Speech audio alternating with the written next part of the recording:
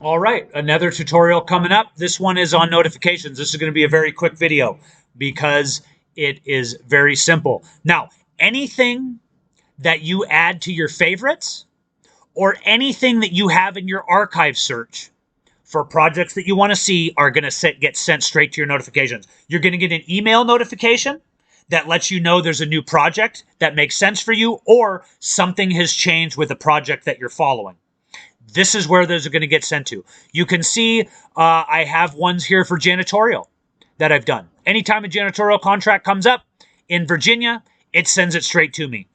Anytime a transportation contract comes up anywhere in the United States or the world, it sends it straight to me, which is a gigantic list because these are coming out all the time.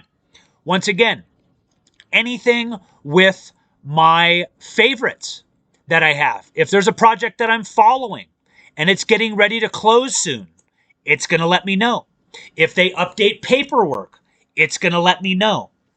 If anything changes with any of those different favorites or any of my auto searches, I'm going to get a high graded list every day. I can log in and then I can go through a high graded list instead of having to go through, set all my filters, go through and see what they're there. And as we go through, you can just take a look at those and see if they make sense for you. So once again, this is how favorites work.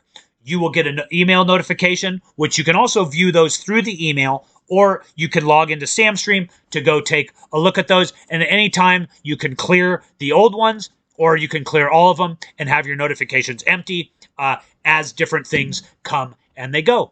Once again, thank you guys, and we'll see you on the next one.